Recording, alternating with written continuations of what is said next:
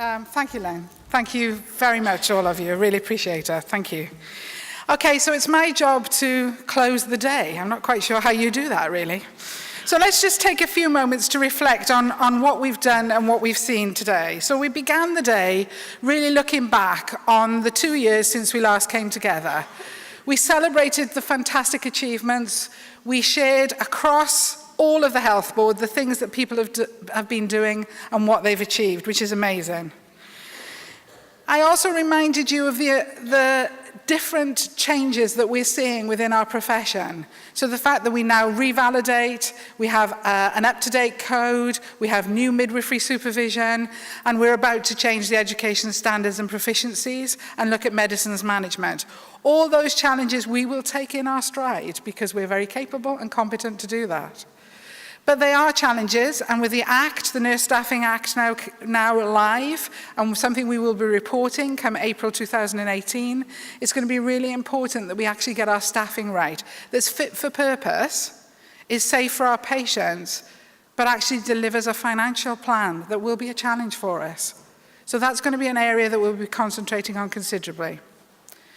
We launched 2 key pieces of work today. We launched the new Nursing and Midwifery Framework for the Health Board, which aligns with our strategy, caring for people, keeping people well. And we also took the opportunity to read about me, to launch the Read About Me dementia approach that we're going to take in all of our clinical areas. Because remember, not only are we likely 1 in 6 to have a mental health problem, but 1 in 8 of us is going to get dementia. It's really something to look forward to, this getting old lark, isn't it? But actually, we're going to do it very happily, and I'll talk about that in a minute.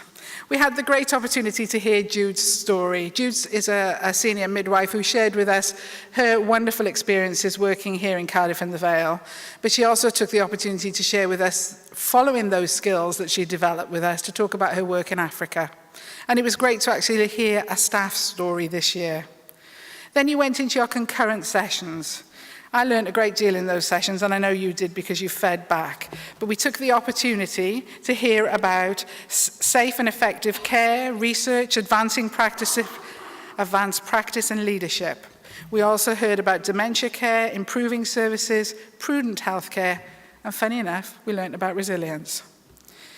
And that took us a little further into the day when we came back together to hear Sarah remind us about the importance of ask and act. And I really ask you to take that away with you, to remember that actually the people around you, whether they're patients or staff, we need to think about them as individuals and what's happening in their life, and whether or not we need to ask the right questions and help them by taking the right action with them in partnership so we can reduce domestic violence. We then had lunch, which was quite nice. We heard from the Chief Nursing Officer, who doesn't really know how much he missed today, but I will make a long point of telling her. We listened to Adrian talk about resilience, and I stand tall.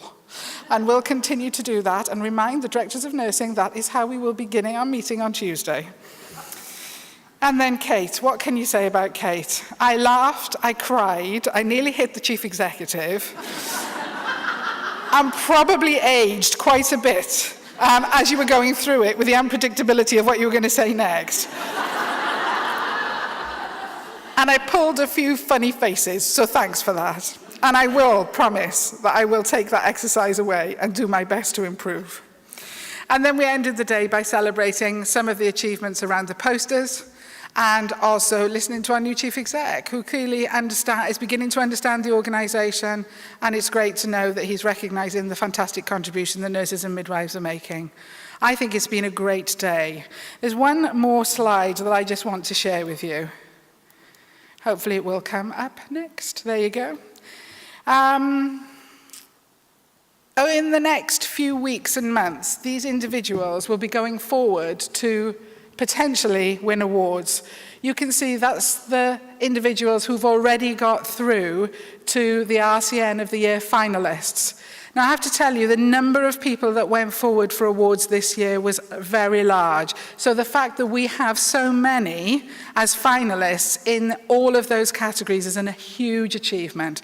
And also the fact that we have 2 Nursing Times, that's National UK Nursing Times Award finalists. So I would hope that you would just take a minute to thank yourselves for contribution today, but also to wish those that are going forward to win awards. And this is just the beginning. In 2 years' time, we'll come back together, and that list, I know, will be even longer. Thank you so much for your commitment, the pride that you take for caring for patients. I'm really proud of you. Thank you.